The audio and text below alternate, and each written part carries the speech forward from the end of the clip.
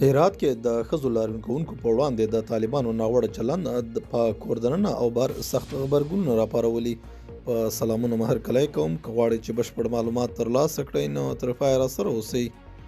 د طالبانو د حکومت لخوا د نجونو پر لوړو زده کړو بندیز ته په غبرګون کې د شنبې په ورځ په هرات کې لسګونه ښځو او نجونو لاریون کړی دی، خو لاریون کوونکي وایي چې طالبانو یې مخه نیولې ده او د خواره واره کولو او لاریون پراخېدو لپاره یې د اطفائیې موټر څخه استفاده کړې او پر نجونو او میرمنو یې اوبه شیندلي. بلخوا افغانستان کې د بشري وضعیت په اړه د ملګرو ملتونو ځانګړي راپور ورکوونکي ریچارډ بینټ د لاریونونو پر مهال د ښځینه لاریون کوونکو او خبریالانو د نیولو او وهلو په اړه اندېښنه ښودلې ده او خبرداری ورکړی دی چې د بیان ازادۍ او غونډو څخه انکار کول بشري ناورین نور هم پراخوي.